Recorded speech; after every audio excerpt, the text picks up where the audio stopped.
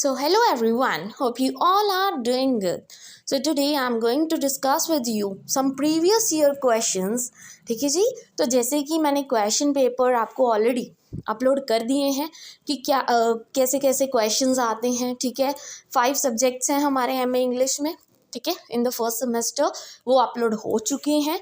आप जाके देख सकते हैं उस वीडियो को भी. और उसमें जो भी क्वेश्चंस हैं, 2 मार्क्स के क्वेश्चंस, 10 मार्क्स के questions, as I already said, ठीक है, कि मैं आपके लिए वो सारे विद आंसर्स लेके आऊँगी. क्योंकि कुछ बच्चे हैं मतलब जिनको थोड़ी सी डिफ़िकल्टी होती है, वो जॉब पे जाते हैं, उनके पास इतना टाइम नहीं है.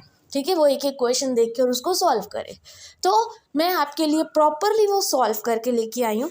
ठीक है, एक 1 बाय 1 लाइन में आपको अच्छे से क्वेश्चन समझाऊंगी. इस वीडियो में हम 5 क्वेश्चंस करेंगे. नेक्स्ट वीडियो में हम नेक्स्ट 5 क्वेश्चंस करेंगे 2 मार्क्स वाले. ठीक है, फिर उसके बाद 10 मार्क्स के डिस्कस करेंगे. ऐसे ही हम हर सब्जेक्ट के डिस्कस करते जाएंगे ताकि आपके लिए थोड़ा सा हेल्पफुल हो जाए. ठीक है, आंसर्स को लर्न करना ईजिली. आपको बस स्टोरी समझ आ गई, प्रॉपर पोएम आपको पता है, बस द थिंग इज कि उसको लिखना कैसे है उस चीज़ को मैं बताऊंगी यहाँ पे. Right, so let's start with the first question जो 2 मार्क्स में आ रखा है प्रीवियस ईयर में. Right, discuss the 3 phases of Chaucer's poetic career.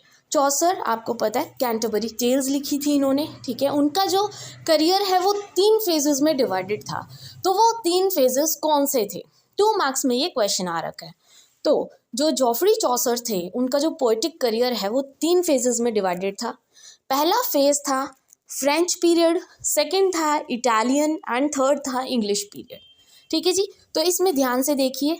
पहला जो फ्रेंच पीरियड था, अर्ली करियर, जब उन्होंने अपना करियर स्टार्ट किया था उस टाइम पे क्या चेंजेस थे, एंड इन दी एंड अब तक as a present you can say जो एंड उन्होंने लिखी अपनी पोएम, वहाँ तक आते आते उनने कितने चेंजेस आए उनके करियर में. Right, so early career, that is French period. During this early phase Chaucer drew inspiration from the French courtly literature. जो चौसर थे वो बहुत ही इंस्पायर्ड हुए थे फ्रेंच लिटरेचर से. ठीक है, पर्टिकुलरली जो पोएट्स थे, ठीक है, G.D. Lorris and J.N.D. Mu, इनसे वो बहुत ज़्यादा इंस्पायर हुए थे उस टाइम पे अर्ली करियर में. These early poems often feature themes of courtly love. उस टाइम पे उन्होंने जब अपना करियर स्टार्ट किया था वो बहुत ज़्यादा इंस्पायर हुए थे 2 पोएट्स से. ठीक है, that is G.D. Lorris and J.N.D. Meun. ठीक है, एंड उन्होंने कोर्टली लव पे जो पोएम्स लिखनी स्टार्ट कर दी थी चौसर ने. ठीक है, ये इनका अर्ली करियर था जब उन्होंने स्टार्ट किया था. फिर उसके बाद in the middle of the career, that is Italian period, after travelling to Italy, फिर वो क्या है इटली ट्रेवल कर गए थे, इटली चले गए थे. Chaucer encounter the works of Italian poets, वहाँ पे उन्होंने इटालियन पोइट से बहुत ज़्यादा इंस्पायर हो गए. ठीक है, पीटरेच एक पोइट का नाम था जिनसे वो इंस्पायर हुए थे, विच सिग्निफिकेंटली इम्पैक्टेड हिज स्टाइल. और जो चौसर हैं उन पर बहुत ही अच्छा प्रभाव पड़ा था इस पोएट का जब वो इटली गए थे. This period marked a shift towards more psychological depth in character and the richer use of language. ठीक है, मतलब इटालियन पीरियड में इन the middle of the career, पहले वो फ्रेंच पीरियड में थे मतलब अर्ली करियर थे. ठीक है, वहाँ पे भी वो 2 पोइट से इंस्पायर हुए थे. फिर इन the middle of the career वो इटली चले गए थे, वहाँ पे भी वो एक पोइट से इंस्पायर हुए थे. ठीक है, और उस टाइम उन्होंने इंस्पायर होके ना मतलब जो प्रॉपर डेप्थ में जो स्टोरीज़ हैं वो लिखना स्टार्ट कर दी थी. ठीक है, उनको लैंग्वेज प्रॉपर कैसे यूज़ करते हैं जब हम स्टोरीज़ लिखते हैं, पोएम्स लिखते हैं, ये सब उनको समझ आ गया था इस टाइम तक.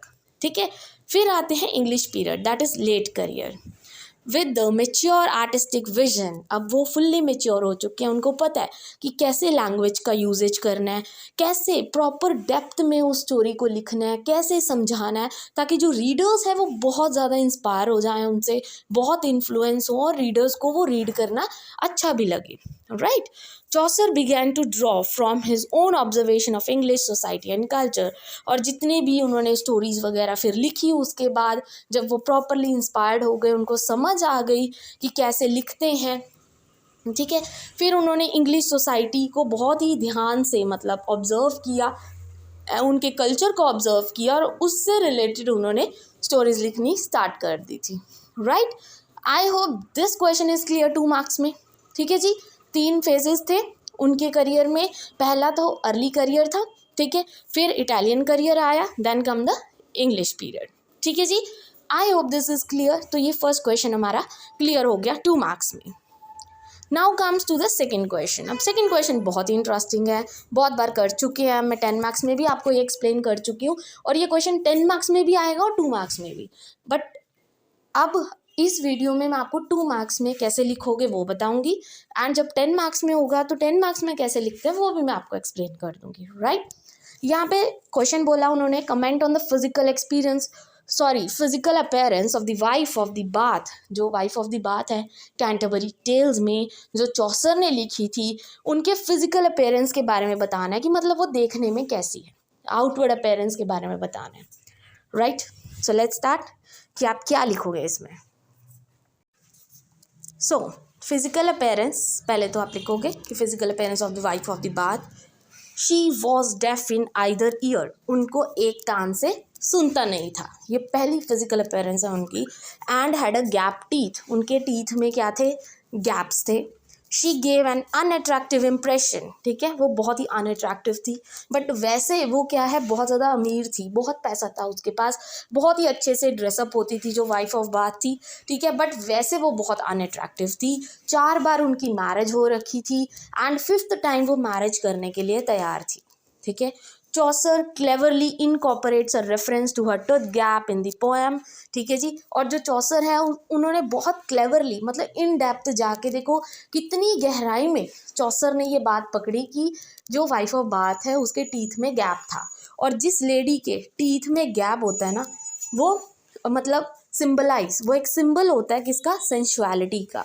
मतलब वो लेडी जिसको सेक्स करने में ज़्यादा इंटरेस्ट है, उसको रोमांटिक रिलेशनशिप्स में ज़्यादा इंटरेस्ट होता है, डोमेस्टिक ड्यूटीज़, घर का कामकाज करने में मतलब कोई इंटरेस्ट नहीं होता, वो ऐसी लेडीज़ होती हैं जिनके टीथ में गैप होता है। अब आप देख सकते हो, मतलब जो फर्स्ट क्वेश्चन है जो हमने पढ़ा कि चौसर के 3 फेजेस थे करियर के, ठीक है जी, उन्होंने अपने करियर में क्या क्या मतलब सीखा, तो यही था कि वो बहुत इन डेप्थ में जाते हैं उस चीज़ के। और ये चीज़ मतलब एक तरह से जो वाइफ ऑफ बाथ का जो करेक्टर बताया गया है, बहुत ही फुल्ली मतलब एक तरह से रिलेटेड है इस टीथ गैप से, right. I hope this is clear. She always dressed expensive clothes, वो हमेशा एक्सपेंसिव क्लोथ्स पहन के रखती थी। She is more obsessed with the sex, ठीक है जी, she is very much obsessed with the sex.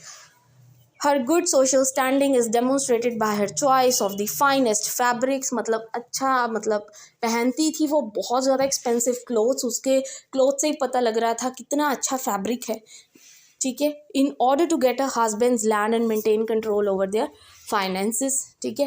Actual में क्या है, जो वाइफ ऑफ बाथ है वो कहती थी कि जो एक सेंसिबल लेडी होती ना, हमेशा अपने हस्बैंड के पीछे भागती रहती है प्यार के लिए, जबकि कभी उसका हस्बैंड उसको प्रॉपर वो लव नहीं दे पाता, बट वाइफ ऑफ बाथ कहती है कि मुझे ये सब नहीं चाहिए, ठीक है। उसको सिर्फ सेक्स तक इंटरेस्ट था, रोमांटिक रिलेशनशिप तक इंटरेस्ट था, उनके जो हस्बैंड हैं उसके पैसे तक मतलब था, उसके लैंड तक मतलब है, ठीक है जी, बाकी उसको लव वगैरह से कोई लेना देना नहीं है। ये उनका फिजिकल अपीयरेंस है एंड द करेक्टर स्केच, थोड़ा बहुत आप लिख सकते हो उसमें, राइट। 2 मार्क्स का क्वेश्चन यहाँ पे भी क्लियर हो गया। Now come with the third question. Third question बहुत ही इंटरेस्टिंग है, यूलिसिस से लिया गया है। यूलिसिस हमने पढ़ा था, ठीक है, कि जो यूलिसिस नाम का करेक्टर है उनकी पोएम हमने पढ़ी थी, ठीक है। उसमें क्या बताया गया था कि जो यूलिसिस है वो मतलब वॉर पर जाना चाहते हैं, ठीक है जी, मतलब यूलिसिस अपने घर पे वापस आ गया, बट वो चैलेंजेस को फेस करना चाहते थे लाइफ के, बट वो क्या है, अब वापस आ गए हैं वॉर से, ठीक है। अब वो कोई भी चैलेंज एक्सपीरियंस नहीं कर पा रहे, तो वो चीज़ क्या है वो सारी पोएम में बताते हैं, ठीक है। सो नाउ उसी से रिलेटेड ये क्वेश्चन है, who is Telemachus, why the character of Telemachus is antithesis to the character of Ulysses. मतलब एक साइड है टेलेमस, ठीक है, दूसरी साइड है यूलिसिस, तो दोनों का जो करेक्टर है वो एंटी कैसे है, anti in the sense opposite कैसे है, क्यों ऑपोजिट है, ठीक है। एक्चुअल में पहले तो टेलेमाचस है कौन है आपको ये पता होना चाहिए, ये यूलिसिस के सन है, ठीक है, यूलिसिस के बेटा, कौन है? टेलेमेचस। एक्चुअल में ग्रीक माइथोलॉजी के अकॉर्डिंग जो टेलेमेचस है वो सन किसका है? यूलिसिस का। यूलिसिस का नाम ओडिसिस भी था, ठीक है, ओडिसिस भी बोलते थे उनको, यूलिसिस को, तो हम यूलिसिस ही बोलेंगे बिकॉज पोएम का नाम यूलिसिस है, ठीक है। And is considered the antithesis to his father.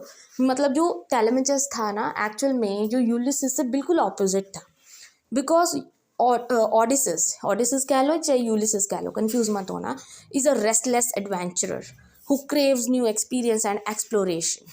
मतलब उनके करेक्टर में डिफरेंस बताया गया है कि जो यूलिसिस है वो प्रॉपर, मतलब वो चाहते थे कि वो लाइफ के एडवेंचर को इंजॉय करें, चैलेंजेस हों उनके लाइफ में, वो अच्छी अच्छी चीज़ें एक्सपीरियंस करें।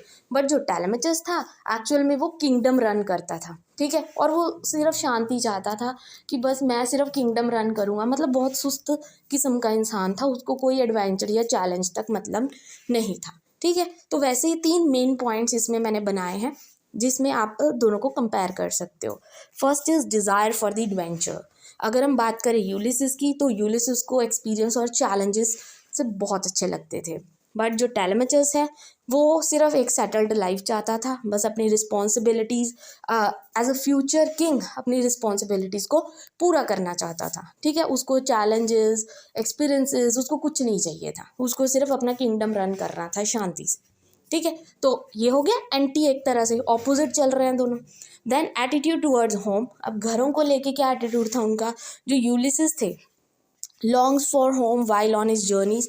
यूलिसिस पहले जब जर्नी पे थे वो अपने घर आना चाहते थे, घर आए तो अब एडवेंचर करना चाहते हैं, ठीक है। बट जो टेलेमेचस था content to stay and manage the kingdom, बस उसका ये काम था कि मैंने अपना किंगडम रन करना है, ठीक है, उस किंगडम पर ध्यान देना है, मुझे कोई एडवेंचर वगैरह नहीं चाहिए, उनको घर तक कोई मतलब नहीं था, ठीक है।